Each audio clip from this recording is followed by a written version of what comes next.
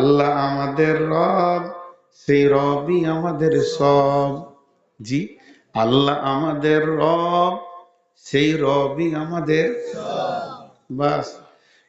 আল্লাহ তাবারাক ওয়া তাআলা যখন পৃথিবীর বুকে আদমকে জান্নাতের মাটিতে তৈরি করলেন এবং জান্নাতের মাটিতে তৈরি করার পর আদমের পিঠে হাত দিলেন, হাত দেওয়ার পর ঝুরঝুর ঝুরঝুর করে বালুর মতো পড়তে লাগলো, সমস্ত আত্মাগুলোকে বানালেন।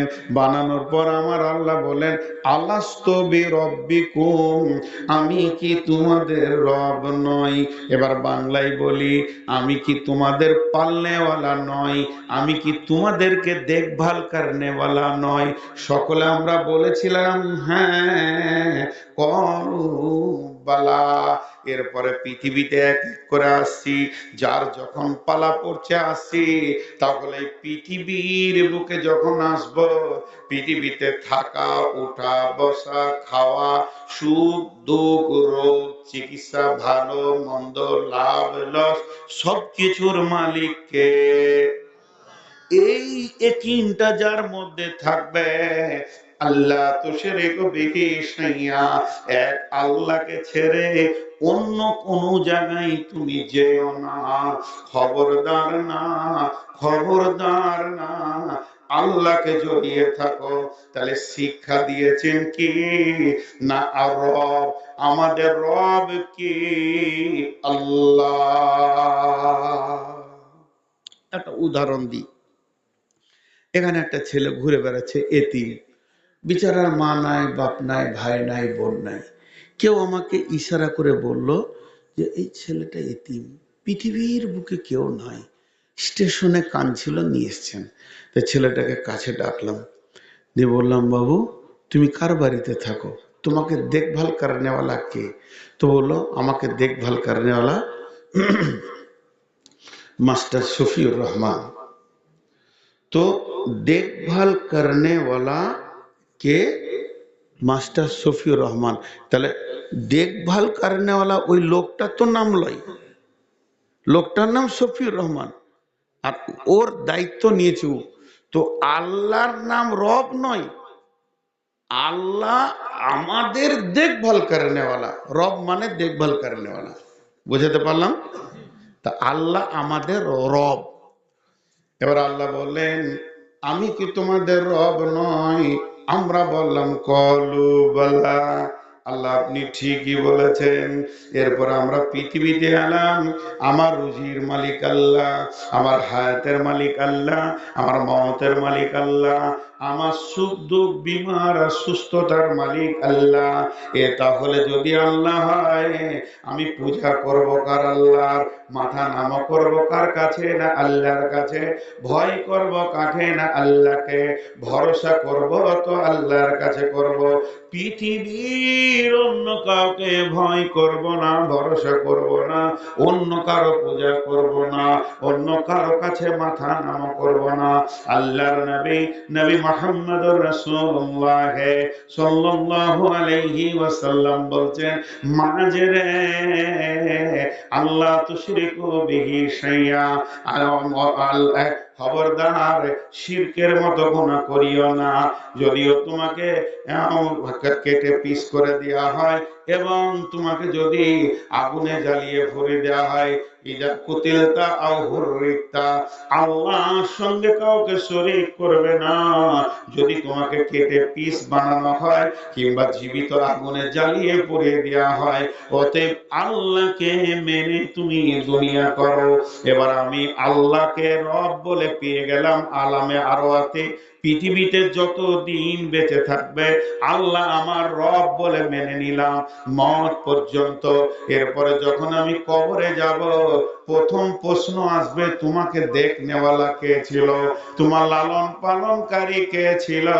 আমি তখন বলবো আল্লাহ। তাহলে মানো রব্বুকা মানে তোমাকে দেখভাল করনেওয়ালা কে ছিল? তোমার লালন পালনকারী কে ছিল? তোমার পূজা করনেওয়ালা লোকটা কে ছিল? ব্যক্তিটা কে ছিল? তখন আমরা বলবো আল্লাহ, রব্বি আল্লাহ। একটা প্রশ্নের উত্তর হয়ে গেল। শর্টে বলে দিই, সারা জিন্দেগিটা যে আল্লাহর উপরে ভরসা করবে আর শিরক করবে না, ওর মুখ দিয়ে আল্লাহ বের করে নেবে আমার রব আল্লাহ, আমার রব আল্লাহ। বেশ, এটা একটা গেল। নাম্বার 2, মা দিনুকা, তোমার দিন কি? দিন মানে মতবাদ। তোমার মতবাদ কি? কোন রুলসের উপরে তুমি নিজের গাড়িকে চালিয়েছ? পৃথিবীতে এসেছে অনেক মতবাদ, কার্ল মার্কসের আইন, টটস্কিলের আইন, গান্ধীর আইন। পৃথিবীতে আইনের শেষ নাই, এ আইন সে আইন, কোন আইনকে তুমি মেনে নিয়েছ? তখন সেই লোক উত্তরে বলবে দীনুল ইসলাম।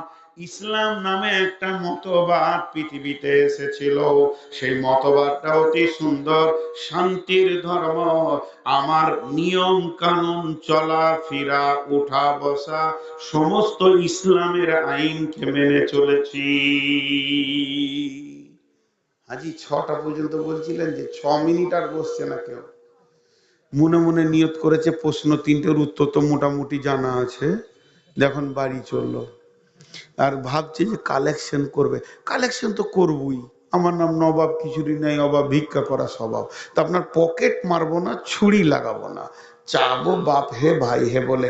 অন্তত বায়ানটা কমপ্লিট শুনেন, আল্লাহর হস্তে হাত দুটা ধরে বলছি, দিবেন 5 টাকা, আপনার গলায় গামছা দিয়ে 5 লাখ টাকা নিব না, বিধায় একটুকু বসে বায়ানটা কমপ্লিট করতে দেন, তো আমাকে ভালো লাগবে। আল্লাহর গোলাম, আর বেশি টাইম লাগবে না। তো আমার ইসলাম হলো আমার আইন, আমার রুলস, আমার নিয়ম, আমার প্রসিডিওর।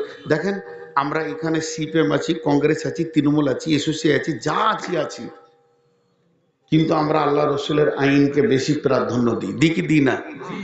দেশের প্রধানমন্ত্রী এসেছে, কে? নরেন্দ্র মোদী, বেঈমান, ওর নাম নিলে উজু ভেঙে যাবে। তো বেঈমান এসেছে এখানে, আপনাদের গ্রামে এসেছে, তোকে সম্মান করতে হবে কি হবে না? হবে। কেন? ও প্রধানমন্ত্রী এই জন্য নয়, আমার রসুল বলেছেন যে আমিরকে সম্মান করো, ও যে জাতি হোক না কেন, আমাদের দেশের এখন আমির, আমরা সম্মান করছি। রমজান মাস চলছে, দিয়ে ও বলছে যে আমাকে তাড়াতাড়ি বেরিয়ে যেতে হবে, এইমাত্র আমার হেলিকপ্টার চলে আসবে, আমাকে দিল্লি যেতে হবে, দিল্লি যেতেই হবে তাড়াতাড়ি। আর মাত্র ইফতার হতে 5 মিনিট আগে উনি বলছেন আপনারা খান, আমরা বলছি না স্যার আপনি খেলেন, আপনি চলে যান। বলে আজকে আমার খাতিরে 2 মিনিট আগে খাও, কেউ খাবে? কারণ আমরা ইসলামের আইন মানি, জান চলে গেল ইসলামের আইনকে আমরা লজ্জিত করতে পারবো না। যে লোকটা ইসলামের প্রত্যেকটা আইনকে মেনে মেনে মেনে মেনে চলবে, ওই লোকটা বলবে দ্বীনুল ইসলাম। বুঝাতে পারলাম? নাম্বার 3 প্রশ্ন, মান নবিয়ুকা, নবিয়ুকা, এখানে নবী মানে নেতা ধরলেন, তোমার নেতাকে, তোমার আদর্শ কি, কার আইডিয়ালকে তুমি মেনেছো, কার মতো করে তুমি খেয়েছো, কার মতো করে তুমি পান করেছো, কার মতো করে তুমি শুয়েছো, মাথা থেকে পা পর্যন্ত তুমি নিজের চেহারাটা কার নকল বানিয়েছো, তোমার আদর্শকে, তোমার আইডিয়ালকে, তুমি কোন ব্যক্তিটাকে নিজেকে মনে করে নিয়েছো। আপনারা একবার তাকান, এই যে এটা পানি, আপনারা আমার দিকে তাকান, এটা পানি, পান করতে পারবো কি পারবো না? পারবো কি পারবো না? পানিটা যদি আমাকে খেতে মন যায়, এটা পান করতে পারবো কি পারবো না? কথা বলে না? হ্যাঁ, এটা পান করতে পারবো? জি না, জি না। এই ডান হাতে ছিল আমি পান করতে পারবো, বাঁ হাতে চলে গেলে আর আমি পারবো না, ইসলাম বাধা দিয়ে দিয়েছে। আমার নবী বাম হাতে পান করেননি, পঙ্খান্ন আইনকে মানতে হবে। এখন আমি পান করতে পারবো, আর পারবো? আর পারবো না, আমি রুখে গেছি, কারণ আমার নবী বাম হাতে পান করেননি।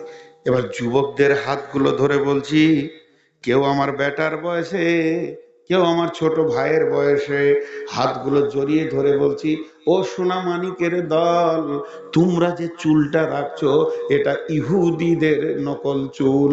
আর ইসলামের প্রথম শত্রু হলো ইহুদি, যে ইহুদিরা লাখ লাখ মুসলমানদেরকে মেরে দিচ্ছে। সেই ইহুদি বিশ্ব নবীর চিরশত্রু ইহুদি, ইসলামের চিরশত্রু ইহুদি, আর মুসলমান নবী মোহাম্মদের উম্মত ইহুদিদের মতো চুল রেখে চারিদিকটা নাড়া করে মাথার মাঝে রাখছে।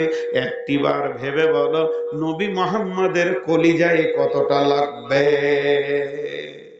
এই যারা আমার চুল হবে নবী মুহাম্মদের মতো, আমার পোশাক হবে নবী মুহাম্মদের মতো, পেশাব পায়খানা খাওয়া দাওয়া ওঠা বসা চলাফেরা সবগুলো নবী মুহাম্মদের মতো হবে।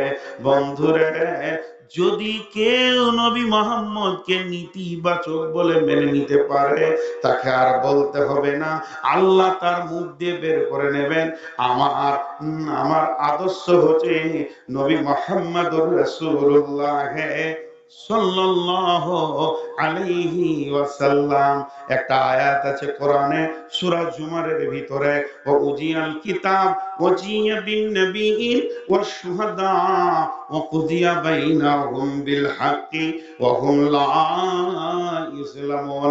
আল্লাহ কিয়ামতের মাঠে বলবে, হে হাসরবাসী, তোমরা তোমাদের নবীকে সঙ্গে করে নিয়ে এসো, আমল করেছো কিনা তার সঙ্গে করে নিয়ে এসো, এবং তোমরা সাক্ষী সাথে করে নিয়ে এসো।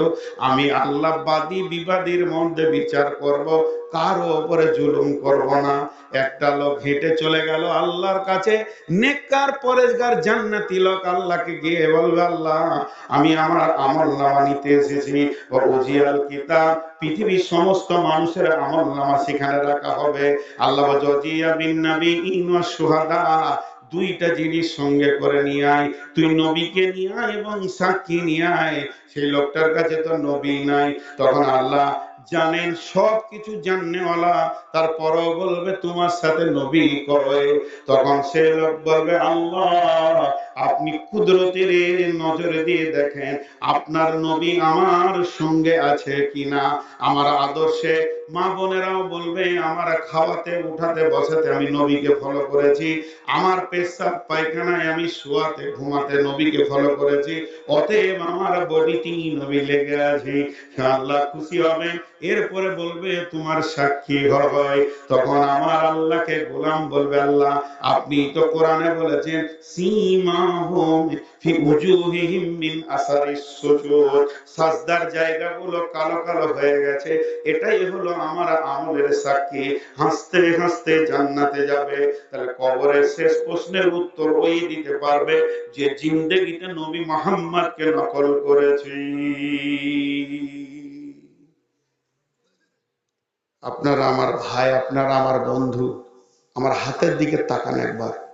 ভিখারির মতো ভিক্ষা চাইছি, হাত দুটো জড়িয়ে ধরে বলছি, হিন্দুদের মতো করছি না। 10টা মিনিট টাইম দেন, 10টা মিনিট। মানুষ উঠতে লেগেছে, যথেষ্ট 2 ঘন্টা আপনাদের সামনে বসে আছি, 10টা মিনিট খালি টাইম চাইছি। ভিখারির মতো উঠবেন না। টোটাল বক্তব্যটা আমি 1 মিনিটে বলবো, 1 মিনিটে। কবরে আমাদেরকে যেতেই হবে। যে যত বড় শিক্ষিত হোক, মূর্খ হোক, জ্ঞানী হোক, অজ্ঞানী হোক, শ্রমজীবী, বুদ্ধিজীবী, নারী পুরুষ, শিশু, বৃদ্ধ, বৃদ্ধা, যাওয়ার ব্যাপারে কোনো বয়স হিসাব নাই। আল্লাহ যেদিন পাঠাবে আয় হুকুম, সেদিন যেতেই হবে। আর সেই কবরে আমাকে বাঁচার রাস্তা একটাই, যদি আমার ভিতরে আল্লাহর উপরে বিশ্বাস এবং রসুলের আদর্শ আর দিন ইসলামের যদি চলাফেরা হয়, তো সে আসান, সে পেরিয়ে যাবে। এটাই আজকে আমার বক্তব্য।